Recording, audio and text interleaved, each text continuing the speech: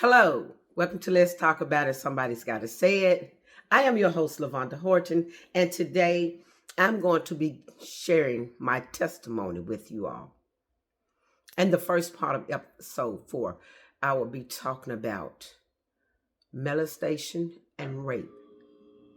But before I begin, I want to say something to you.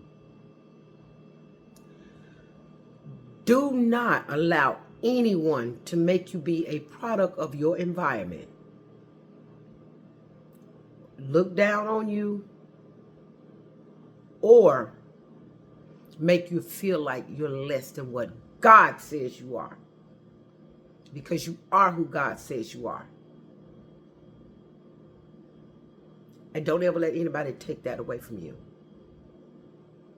And don't ever let anyone make you look back on what you've been through.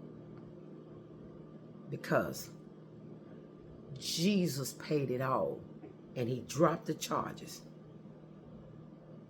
He paid it all. Now, my testimony, I will be giving it in episodes because it's too much to unpack all at one time. And not only that, I don't just want to give you my testimony, but I want to tell you how to deal with it. Well, how I deal with it, and maybe it can help somebody else. But like I said, don't ever let anyone make you feel shame or embarrassed about anything that you've been through. Because the truth of the matter is, everything you've been through was a trick of the enemy to try to steal your identity and keep you from ever knowing who you really are and who God called you to be. Now, I started at a young age. I was molested by one of my mom's boyfriends who just happened to be a DJ. And I used to sit and cry all the time because my mom worked at night. And then at that time, she was part of a motorcycle club, so she was always going out and all that. And this particular person, oh God, but I thank God for deliverance and healing. I'm just going to say that. But when you don't know who you are, you don't understand the power of your tongue or your words. I remember one night he told me to be ready for him when he got back. He was going to DJ somewhere in Mississippi. And I began to cry. And then I said some words. I was like, oh my God, I wish this man would just die. And don't you know, 2 hours after I said that, that man was in a motorcycle accident and died.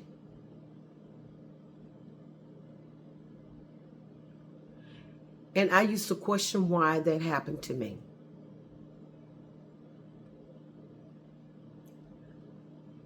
But just when you think it's over and you got to heal from that place,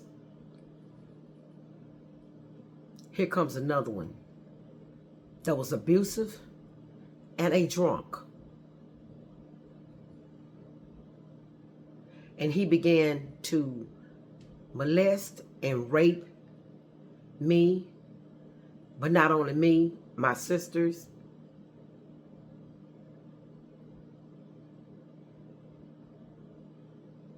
And I hated it. I hated the very presence. And it made me become bitter and mad and angry to the point where I had to go in protect mode at a young age. Because when I brought it to my mom's attention, she didn't believe me. And as a child, that hurts. And I had to carry all that with me for a long time. And then as a teenager, I began to act out. I began to run away. I joined gangs. I got connected with the wrong people, got involved in the drug life, became a drug dealer. I mean, I was doing some crazy stuff. But like I said, I want to stick to this particular topic right here. I didn't completely get healed from what happened to me until I was 23. And even then, I thought I was healed, but I really wasn't. So let me say this to somebody who's dealt with that or who's gone through that. You may be wondering why it had to happen to you, or you're feeling broken, or you're feeling like you're not worth anything or worthy of love. You are worthy of love. And you are not what happened to you. Listen to me and hear me good. You are not what happened to you.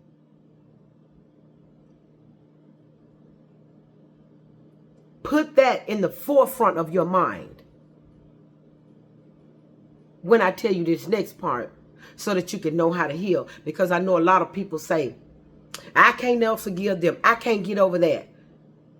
Yes, you can. Because why would you not walk into your best blessed life holding on to anger, unforgiveness, hurt, bitter, malice, or whatever you want to call it that you're dealing with, brokenness? You are giving them power over your life, which will keep you from going forward. Ask me how I know. Because I done it and I allowed it to cause me to live reckless and to do dangerous things and live a dangerous life.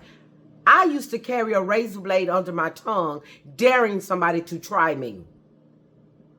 Because I would slit your throat before you knew it. But I thank God for change. I thank God for healing and deliverance. So,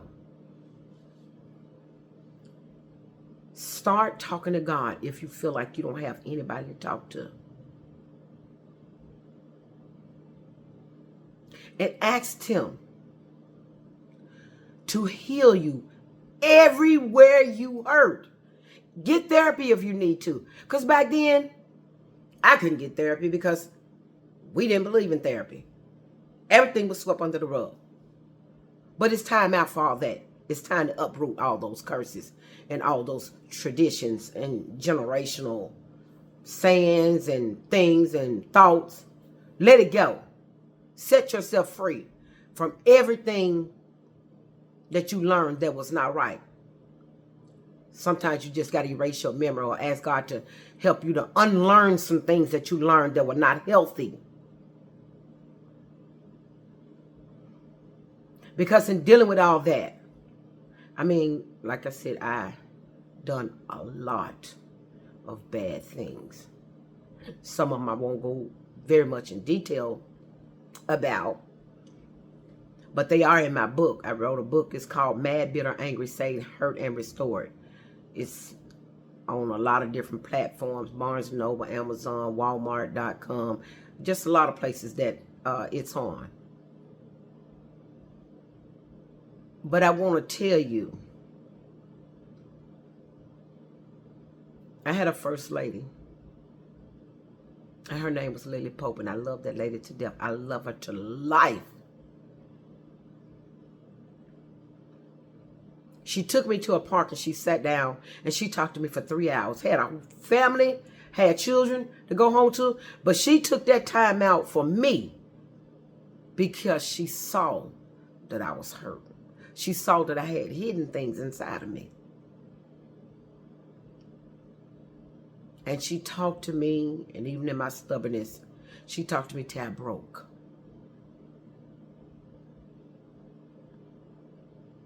I had to be healed. That's why it's important who you associate with and who you tie yourself to.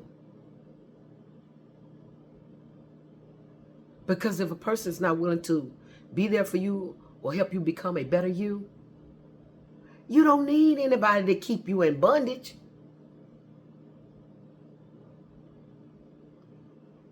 I held on to that stuff for so long that I damaged everything and everybody that actually really did try to love me because I was in protective mode. So the healing and forgiveness is not for them. It's for you. So that you can learn how to let it go, be whole, and be healed in every broken place, so that you can learn how to love and be loved. I know it might be somebody saying, well, I'm over that, I'm past that, I'm healed for that. Well, let me ask you this. When you hear that person's name, do you still get upset and mad?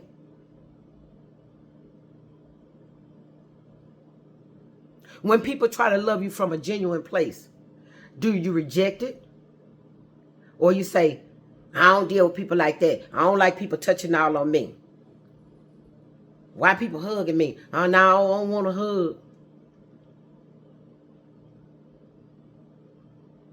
It's because you're not healed, you're still broken, and you're not over it.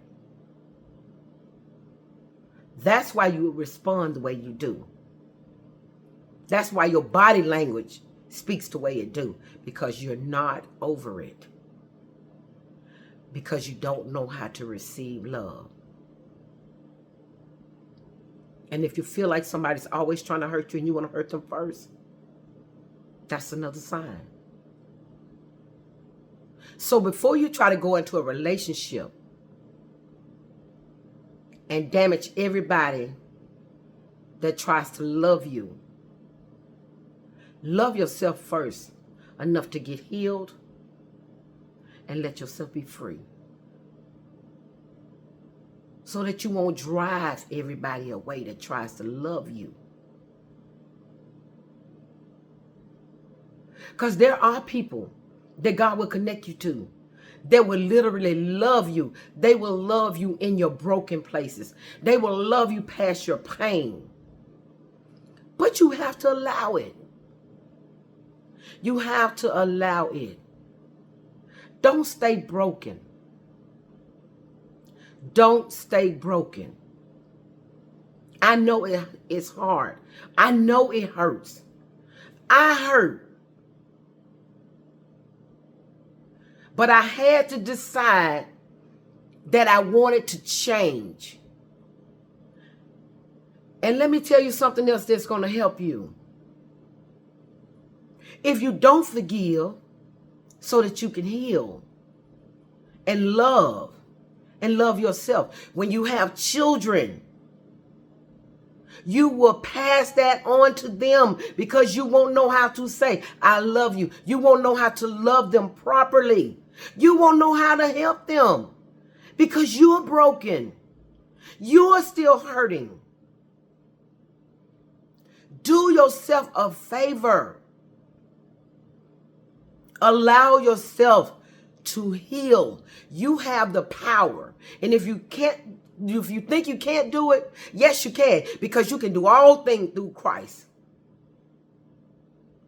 All things. Don't let your past bleed over into your future, or even keep bleeding over into your right now.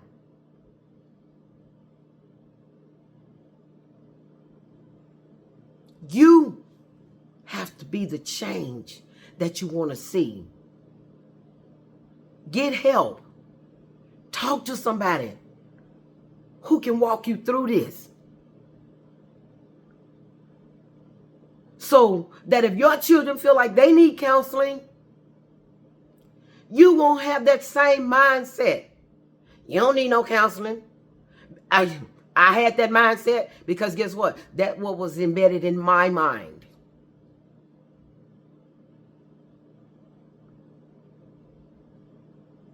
But it is okay. For every lie that you were told that we don't do this and we don't do it's okay to seek help. And even in that, when you're seeking help from a therapist, please make sure to get somebody who's saved.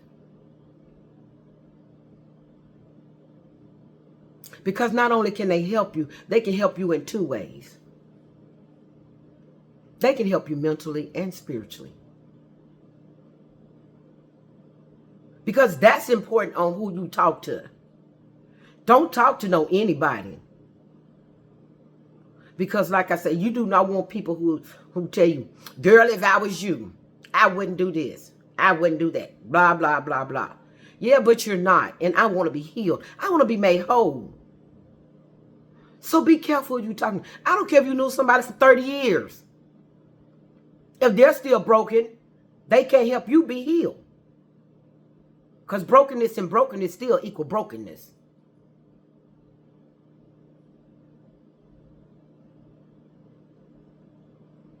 This is why you have to watch the signs that these children are giving you. If you got a child and you're having a lot of problems with, and they're acting out, they're running away, they're talking back, it's something wrong. Make them feel comfortable and give them a safe zone so they can feel comfortable. And hear them. If they tell you that something has happened to them or if somebody has touched them in the wrong way, don't let it manifest and become something bigger, because then you're going to have a bigger problem.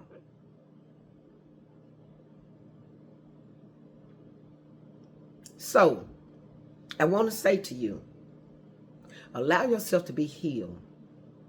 Allow yourself to be made whole, so that you can be able to identify and see the signs that may try to run down your bloodline. But you have the power to uproot them, because you want to get the root, not the fruit. Because you can pick an apple off a tree, but guess what? Another apple will grow back. But if you get the root, you get it all. Stop the cycles. Listen to your children. Pay attention. See the signs.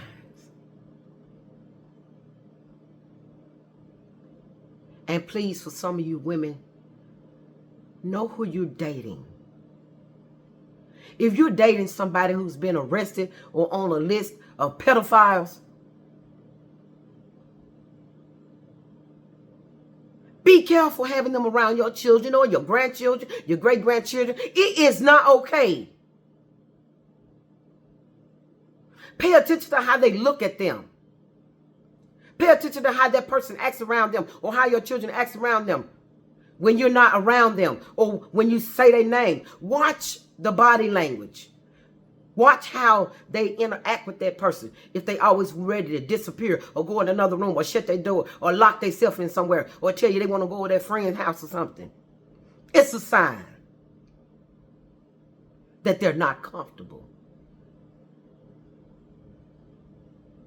Don't make them pay for your little bitty piece of happiness or your lay.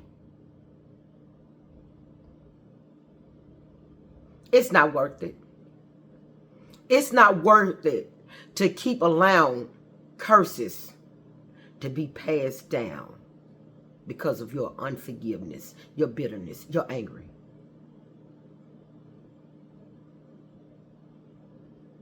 You don't have to stay broken. You do not have to stay broken.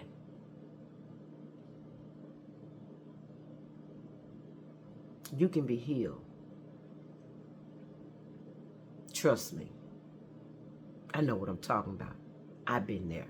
And I thank God that I'm whole. And I said this before and I'll say it again. You don't have to stay in the place that you're in. The Father wants to put you back together again. Why don't you let him? Thank you for tuning in to Let's Talk About It. Somebody's got to say it. And next week I will be talking about something else that I dealt with as part of my testimony series. You have a great and blessed day. And remember, God loves you.